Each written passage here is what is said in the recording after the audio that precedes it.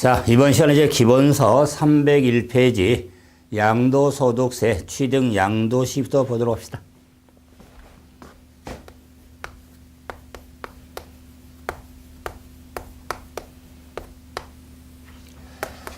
취득시기 및 양도시기.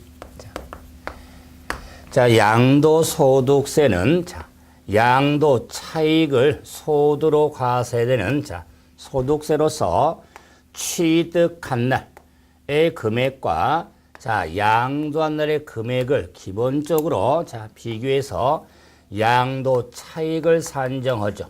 그래서 양도 차익을 산정하기 위해서는 취득 시기도 알아야 되고 양도 시기를 함께 고려가 되어지죠.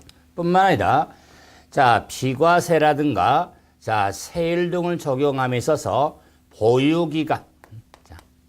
보유기간에 따라 비과세라든가 세일 적용이 달라지기 때문에 보유기간은 또 취득일부터 양도일까지 보유기간이 되는데, 그래서 취득 양도 시기를 함께 고려가 되어집니다. 이럴 때 취득 양도 시기의 원칙하면은 양도 차익을 산정한 취득 양도 시기는 자산에 대한 대금을 깨끗이 청산한 날 대금 청산일로 합니다. 그래서 대금 청산일이 원칙이 되는데, 이 대금 청산은 실제로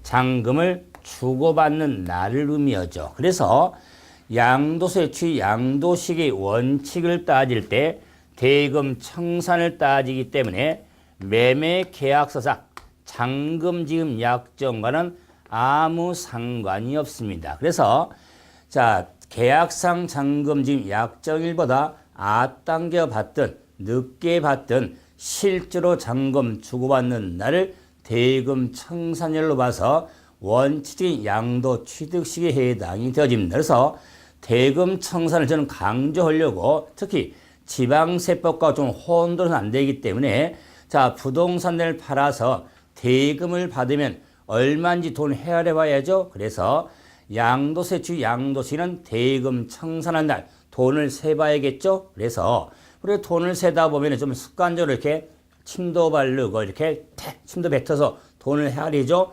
그래서 좀 지저분하지만은 취득 양도식의 원칙은 침 발라가면서 돈 세는 날, 이렇게 연상해서 구분해야 지방세법상 규정과도 구분이 명확해지죠. 그래서 대금 청산일로 삼는다면은 계약상 잔금과는 아무 상관이 없습니다. 그런데 외외 없는 원칙을 얻겠죠. 그래서 외외적으로 이렇게 산정이 이루어지는데, 이 원칙의 대금 청산을 확실히 잡아야 외진 정리가 되는데, 한번 다시 하면은 이 대금 청산의 이 대금에 있어서 경우에 따라 양도소득세는 판사람이 내는 세금인데 양수자가 부담하기로 한 양도소득세가 있습니다. 양도소득세에 대해서는 대금 청산의 시기를 따질 때 대금에서 제외가 된다는 것. 양수자가 부담하지 마라, 그 말이 아니라 양수자가 부담하기로 한 양도소득세는 대금 청산의 대금에 제외가 되어지는 겁니다. 그럼 다시 이제 외외적으로 등기 등록 접수일이 있습니다. 등기 등록 접수일, 줄여서 등기 접수일이 되겠죠. 그래서 또 한 번 반복해서 주의드리지만은 계약상 잔금과는 아무 상관이 없습니다. 원칙은 침 발라가면서 돈 세는 날 외가 등기 접수일이 있는데, 등기 접수일은 두 경우가 있습니다. 원칙인 대금 청산이 분명하지 아니할 경우는 등기 접수일로 합니다. 또한 대금 청산 전에 소유권 이전 등기, 소유권 이전 등기할 경우에 등기 접수일로 한다. 끝. 그래서 원칙은 청산, L은 등기 접수일로서 대금 청산이 분명하지 아니할 경우 대금 청산 전에 소유권 이전 등기할 경우는 등기 접수일로 하죠. 그래서 자 301페이지에 한번 자 예제 한번 봐보세요. 301페이지에 자 우리 확인 문제 다음같이 양도소득세를 자 고려할 때 양도시기가 언제가 될까? 계약일 있고 중도금 있고 계약상장금, 살상장금, 등기비 접수일이 있는데 자 원칙은 대금청산이죠. 대금청산은 실제로 잔금 주고받은 날 사실상장금 지급일이 6월 10일이 되죠. 6월 10일. 계약상 잔금은 아무 상관이 없습니다. 근데 등기의 등기 접수일이 6월 20일이죠. 그래서 등기 접수일이 6월 20일이니까 자 청산도 분명한데 자 청산 전에 등기 안 했죠. 후에 등기했죠. 그래서 6월 10일이 취등 양도시기에 해당이 되어지는 거면서 6월 10일이 되겠다. 이런 문제 유형만 나오길 바라죠. 우리 기출 유형입니다. 자 이렇게 단순하지만 정리가 되어지죠. 그러면서 자 이 외외적인 의미가 되는데 굳이 말하면 특수한 경우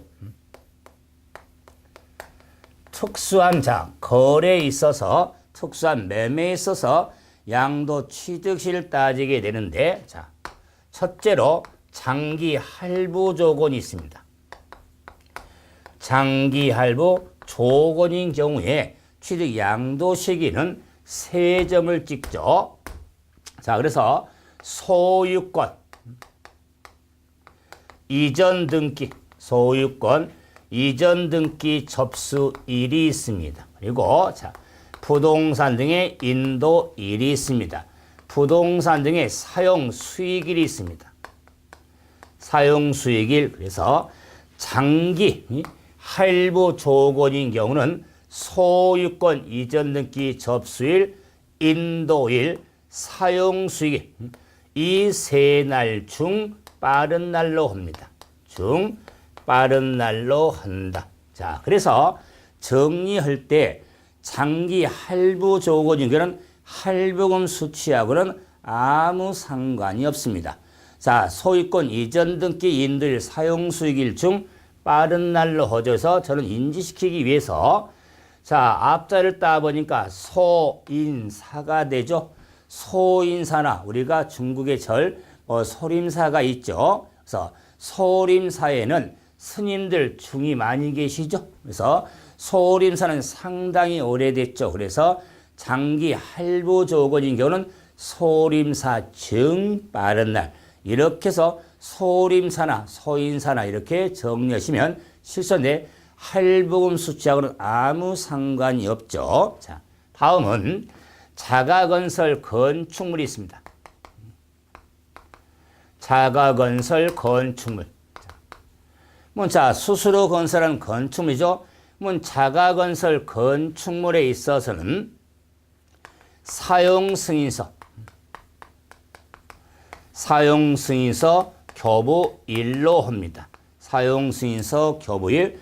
사용승인서 교부일도 2015년 개정으로 좀 영향을 받고 있죠. 사용승인서 교부일로 하는데 허가받지 아니한 무허가 허가받지 아니한 건축물에 있어서는 사실상 사용일로 하는 겁니다. 사실상 사용일로 하겠다. 그래서 자가건설 건축물에 있어서는 사용승인서 교부일로 합니다. 허가받지 아니한 건축물에서는 사실상 사용일로 하고 자 다음은 상속 또는 증여 상속 또는 증여에 의한 취득인 자산인 경우가 있습니다. 상속 증여는 무상 원인이 되기 때문에 무상에서 양도로 보지 않지만 상속받은 자산 증여받은 자산을 양도할 수가 있으니까 그럴 때 양도일은 청산일입니다. 그러나 그때 취득일을 언제로 볼 것이냐. 그래서 기간의 차익을 산정이니까 그래서 상속받은 자산인 경우는 상속 개시일로 하는 겁니다. 상속 개시일 사망일의 의미가 되겠죠. 그런데 증여받은 자산인 경우는 증여받은 날로 합니다. 증여받은 날, 계약일 아닙니다. 그래서 상속 증여한 취득한 자격은 상속회전을 증여받은 날로 한다. 굳이 말하면 이 상속 개시일과 증여받은 날은 취득 양도 시기에 있어서 취득 시기를 의미하고 있겠죠. 양도 시는 대금 청산이 될 것이고, 그래서 상속 또는 증여받은 자산인 경우도 증여받은 날만 좀 주의하시면 되겠다. 다음에 민법상 시효 취득이 있습니다. 그럼 민법상 시효 취득에 있어서 자, 이런 민법 정리하겠지만 이 시효 취득도 점유 개시된 날 점유 개시일로 하지 시효 완성일이 아니다. 그래서 점유 개시일로 한다. 취득세 아닙니다. 그래서 양도소득세, 자, 시효 취득이란 역시 점유의 개시일도 취득 시기 의미가 되겠죠. 취득 시기 의미가 되겠다. 시효 취득은 점유 개시일. 다음에 공치법에 따른 수용되는 것입니다. 수용. 자, 그러면 수용되는 경우에 있어서도 양도 취득 시일 따질 때 역시 세 점을 찍어서 자, 대금 청산한 날, 대금 청산일이 있고, 자, 수용 개시일, 등기 접수일이 있습니다. 등기 접수일. 그래서 대금 청산, 수용 개시, 등기 접수일 중 빠른 날로 합니다. 빠른 날. 그래서 자, 공치법에 수용된 경우는 우리 일반적으로 청산은 원칙이고 등기는 외외죠. 그래서 원칙과 외외 그 사이에 수용이 들어있죠. 그래서 여기서 이 중은 가운데 중을 생각해서 수용되는 경우는 가운데 수용인데요. 그래서 위아래든 좌우든 청산과 수용과 등기 중 빠른 날 양도 시기를 따지는 겁니다. 그런데 자, 이 수용에 따른 피수용자가 보상금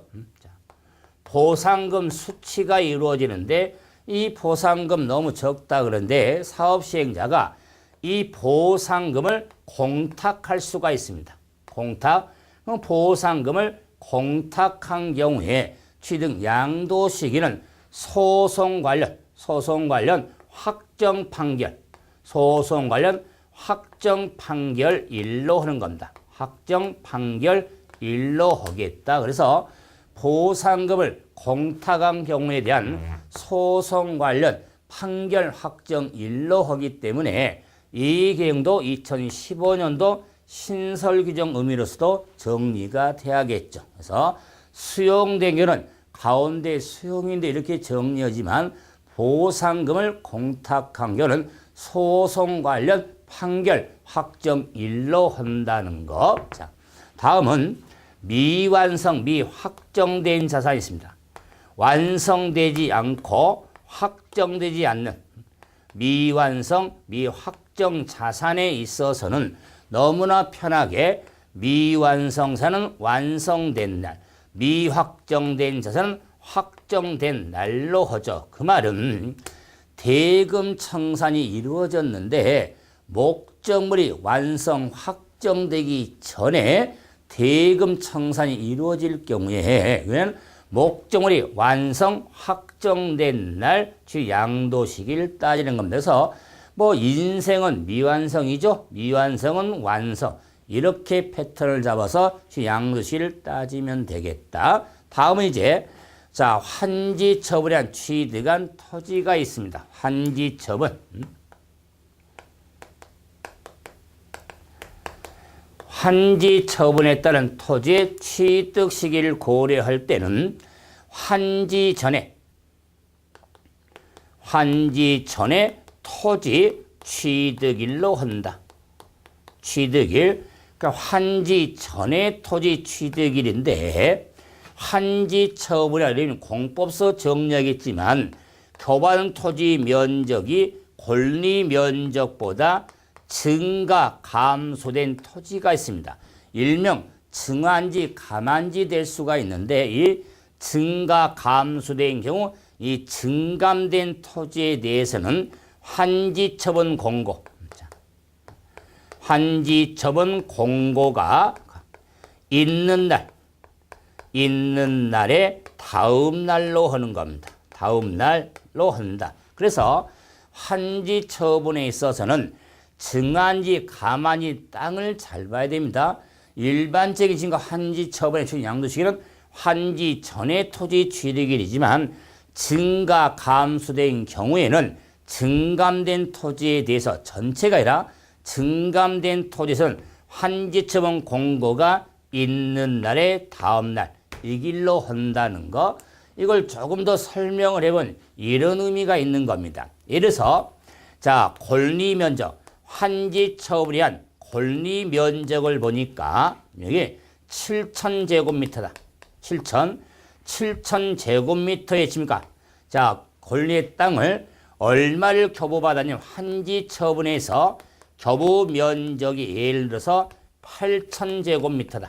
8,000. 자, 그럼 증한지가 됐죠. 이럴 때 이 8,000제곱미터를 양도 팔았을 때는 자, 가액의 비교가 이루어지지만 이런 증한지된 경우에 있어서 경우에는 자, 원래 권리 면적 7,000제곱미터하고 1,000제곱미터를 쪼갤 줄 알아야 된다. 그랬을 때 요 7,000제곱미터에 대해서는 원래 권리 면적 부분이 되기 때문에 환지 전에 토지 취득일로 하는 것이고, 자, 취득일로 하는 것이고, 1,000제곱미터는 증환지된 땅이죠. 증환이 땅이 되기 때문에 1,000제곱미터에 대해서는 그 환지 처분, 자, 처분 공고가 있는 날에 다음 날로 하는 겁니다.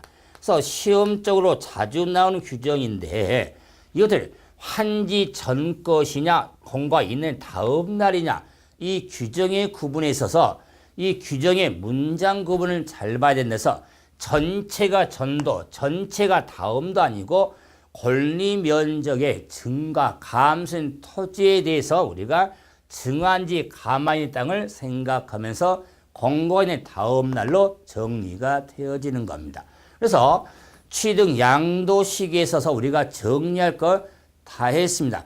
특정 법인의 주식이 있는데 주식은 사실 양도 안 나가기 때문에 큰 의미가 없으니까 자, 이런 큰 틀에 근데 특수한 경우로 교재 11번에 이렇게 틀이 나오는 게 뭐냐면 자, 이런 여러 사람 취득해서 팔 거 아니요. 사서 팔고 그럴 텐데 자, 양도 자세는 취득 시기가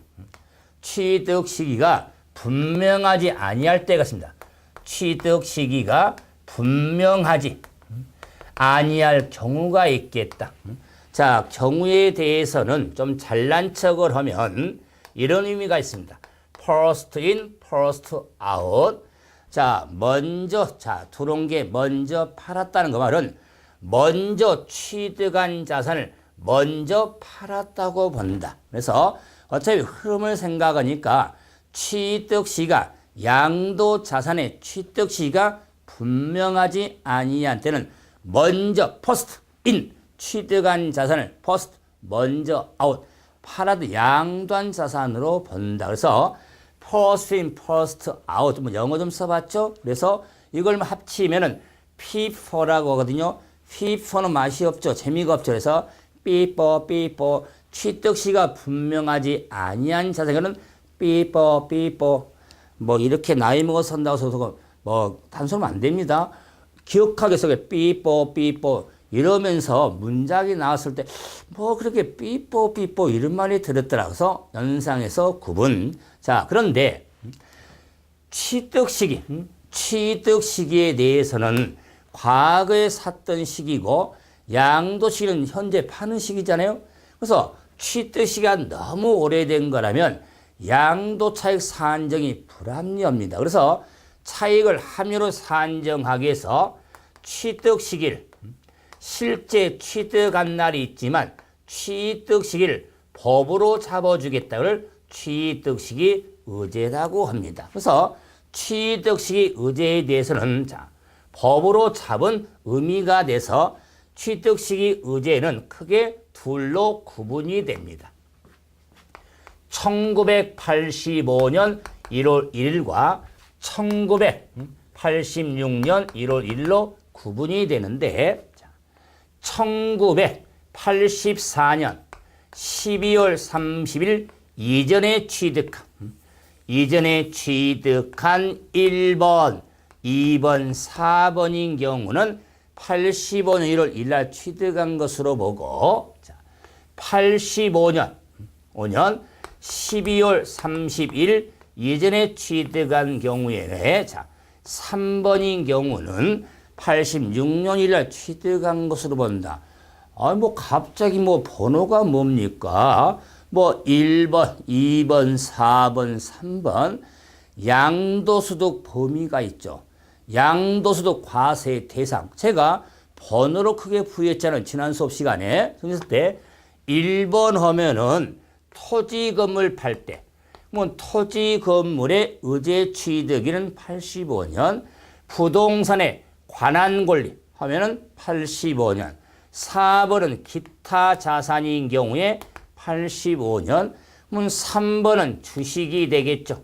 주식에서는 86년이 되죠. 그런데 자, 2016년도 과세형 범위에 추가된 게 있죠.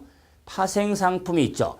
파생상품에 대해서는 이제인가 대상에 추가가 됐고 파생상품에 대한 거래가 우리 시장 거래가 옛날부터 이루어진 게 아닙니다. 그래서 의제를 둘 의미가 없는 겁니다. 그래서 이런 의제 취득에 있어서 자, 파생상품은 일단은 관련이 없습니다. 5번은 관련이 없고 토지, 건물, 부동산 권리, 기타는 85년 1월 1일 날 주식에 대해서는 86년으로서 대상 구분에서 요 주식만 조금 다르더라.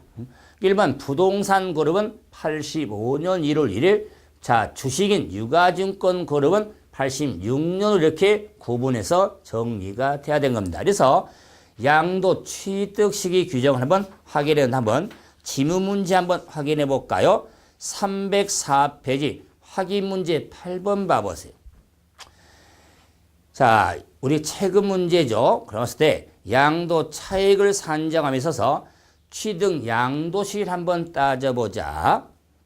첫째, 자, 점유로 인한 부동산 소유권 취득은 그럼 자, 점유로 인한 부동산의 취득 시는 시효 취득이죠.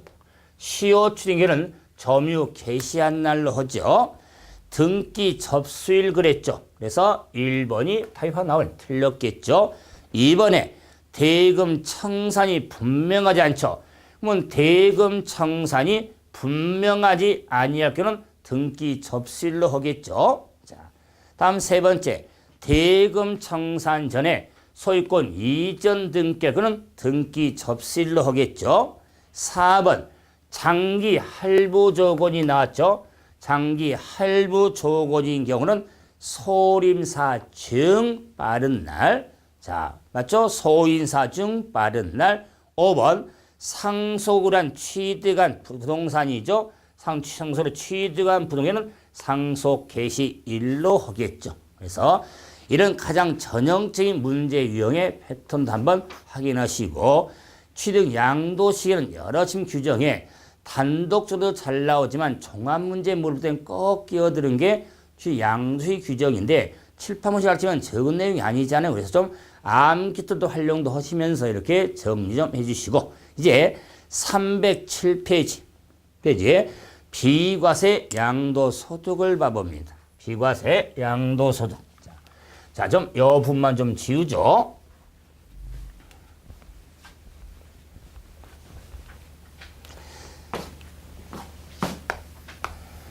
양도소득세. 자, 소득세, 비과세. 자, 이걸, 자, 우리 소득세법의 규정에서는 비과세 양도소득으로 되어 있습니다. 비과세 양도소득. 그래서 양도소득의 범위가 구분 열거 되어 있듯이 비과세 규정도 구분열거가 되어 있는데 뭐 여러 번 지방세법에서 정리했지만은 비과세의 규정은 신청도 할 필요 없다. 계산할 필요도 없다.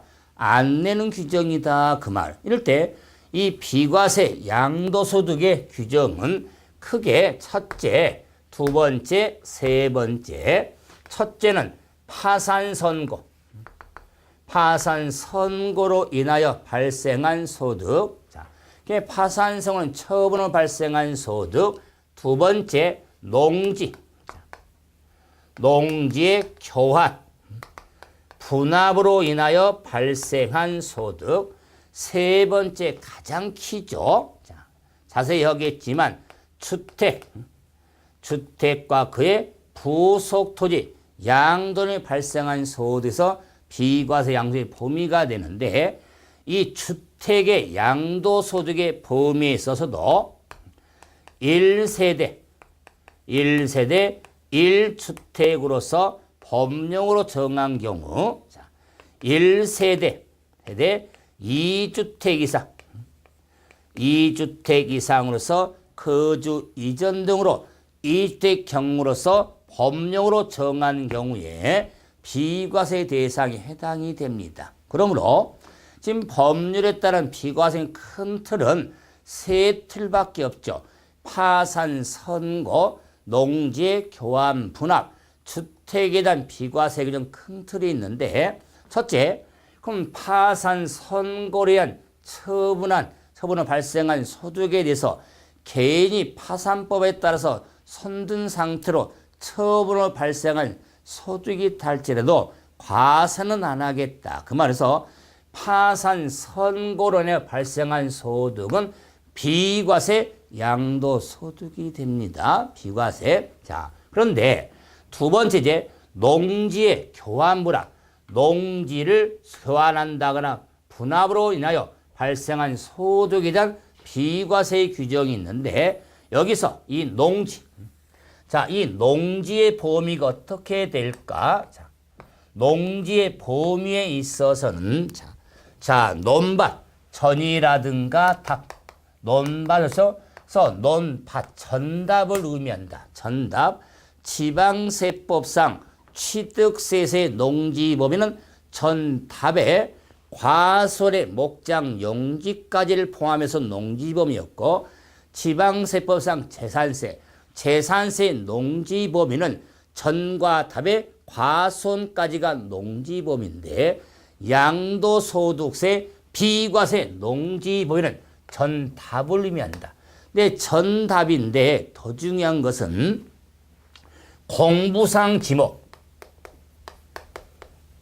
공부상 지목에 무관, 공부상 지목에 관계없이 실제 경작에 사용되고 있는 농지가 비과세 농지 범위가 되기 때문에 공부상 지목에 관계없이 실제 경작에 사용되고 있는 농지가 비과세 농지 범위가 된다는 게 중요합니다. 자, 그러면서 이런 농지의 교환과 분합이죠. 그래서 농지에 대해서 대토가 있거든요. 자, 농지 대토로 인해 발생한 소득도 있는데 지금 비과세 양도소득인데 농지 대토로 인해 발생한 소득은 비과세 양도소득은 굳이 하면은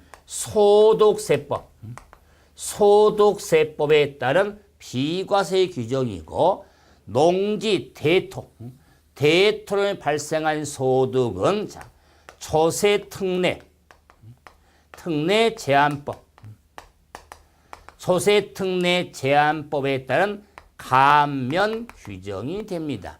감면의 100분의 100을 감면해서 면제 대상이 되거든요. 그랬을 때 감면 면제 대상은 세금을 계산해서 신청에 의해서 안 내는 겁니다.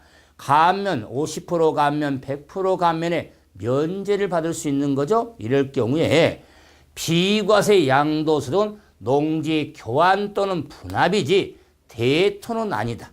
뭐 대토라고 하는 것은 자신 소유의 농지를 팔고 다른 소유의 농지를 취득하는 걸 대토라고 하는 겁니다.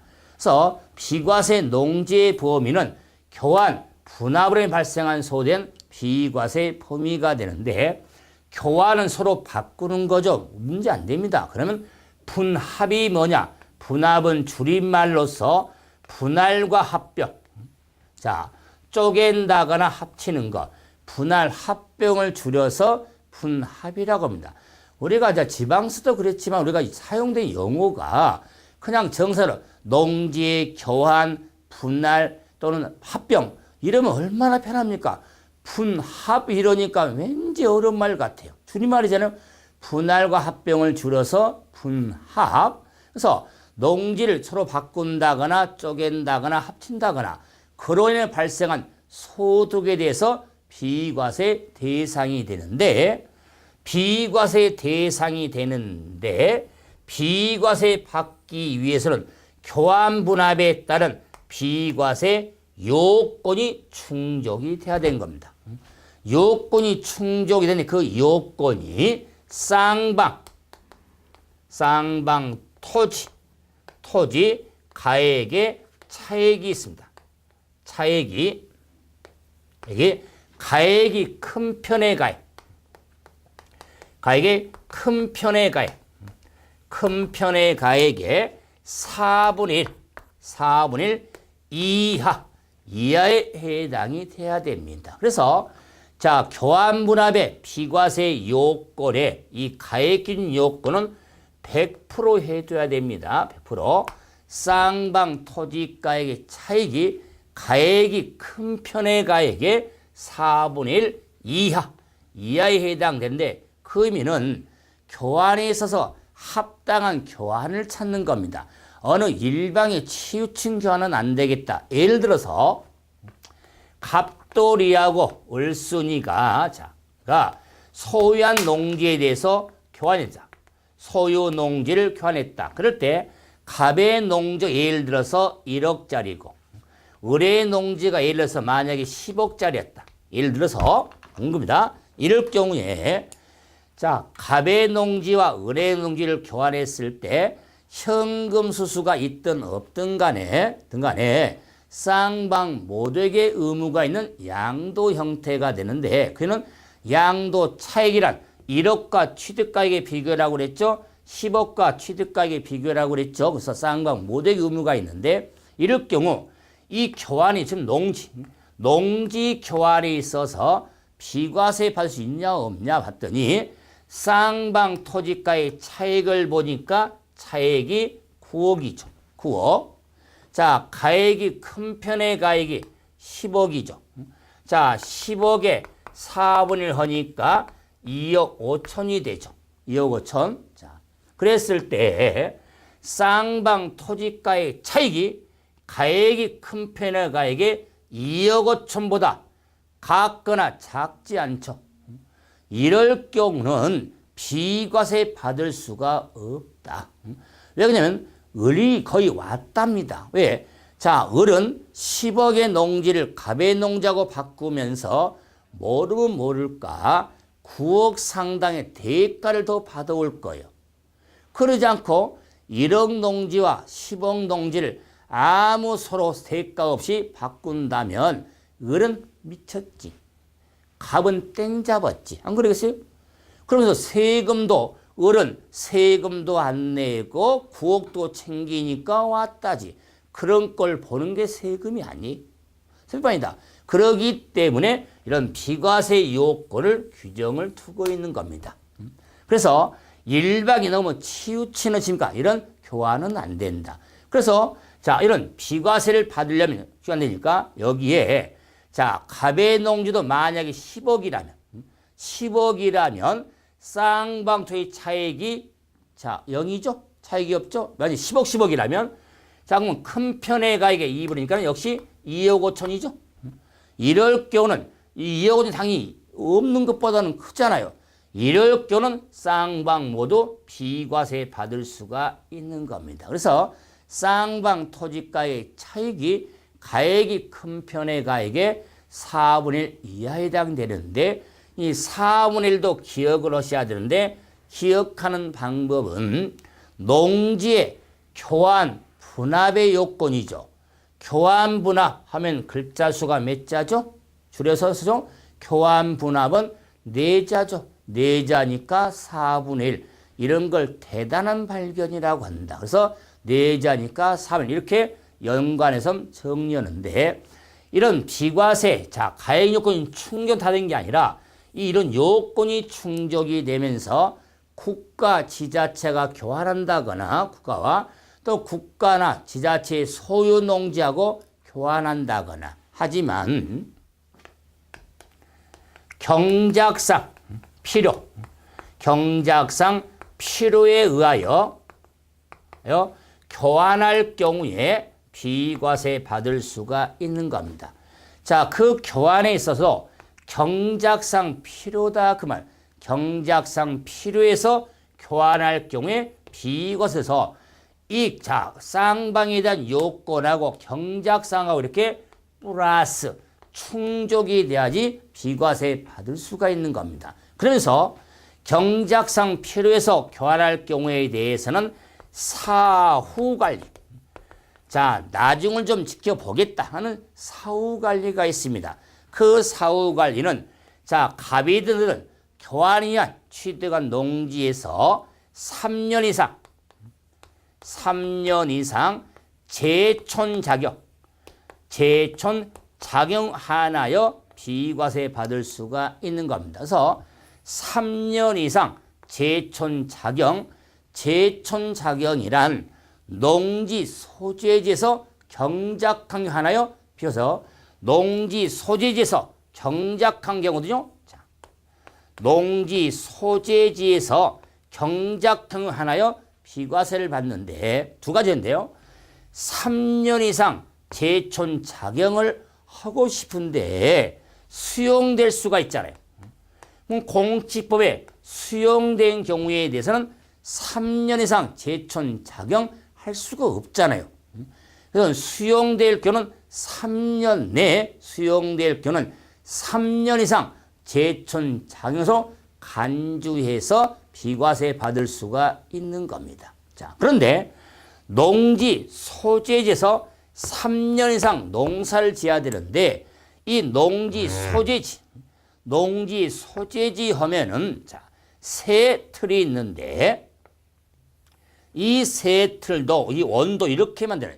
자, 그래서 우리가 농지 하면 우리 학창 시절 때 뭐 사회라든가 문화 뭐 지리 등을 뭐 해서 생각나는데 농지는 이런 표시잖아요. 자, 그래서 해당 농지가 있는 시군구에서 농사 지을 때 농지 소유다. 그건 뭐 어렵지 않죠. 아, 농지가 소재하고 있는 그 옆에서 시군구에서 농사 짓고 있을 때 소유. 그런데 해당 농지에 자, 붙어 있는 연접하고 있는 시군구에서 농사 짓고 있을 때도 농지 소재지로 보겠다. 연접하고 있는 시군구도. 그런데 붙어있지 않는 연접하고 있지 않는데 해당 농지로부터 직선이에요. 직선 거리 30km 이내 시군구에서 농사 짓고 있을 때 농지 소재지로 보겠다. 그럴 때 이 30km도 2015년도 개정 내용.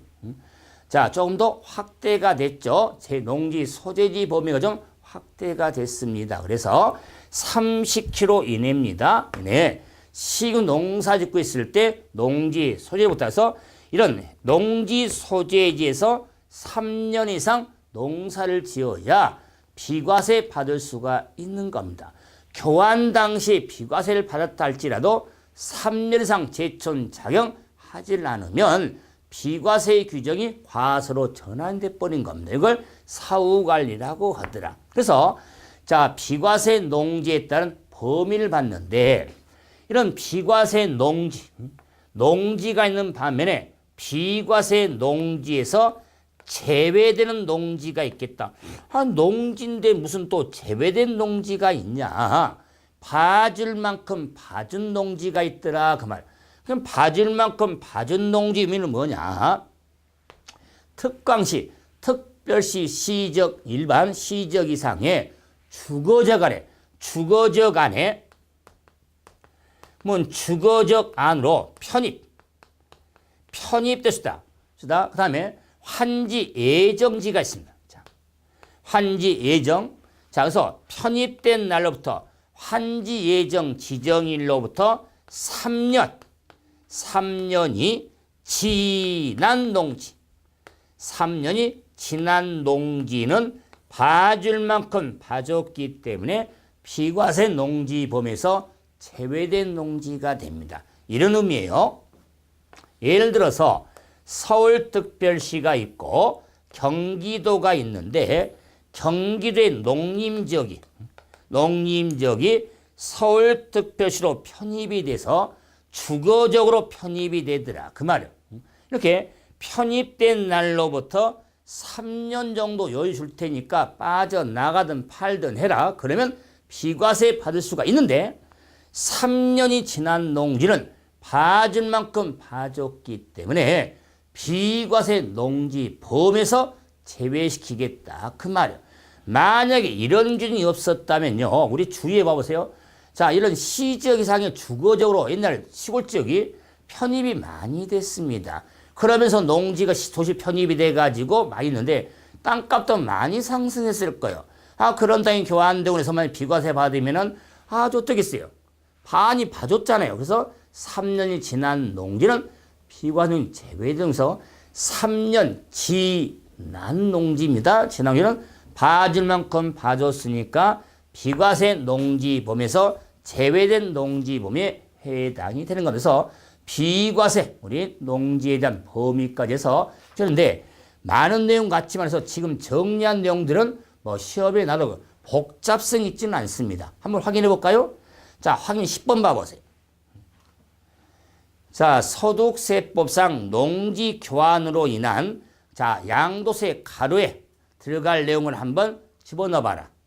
경작상 필요해서 교환할 경우에 교환한 새로 취득한 농지를 몇 년 이상 농지에 거주 경작 3년 이상이 되겠죠? 3년 이상 제촌 작용. 그런데 수용된 경우는 3년 내 수용될 경우는 포함이 되더라. 3년을 못 지켜도 비과될 수가 있더라. 그러면 또 3년 이내에 교환하는 경우 쌍방 토지가액의 차익이 가액이 큰 편의 가액의 얼마 이하?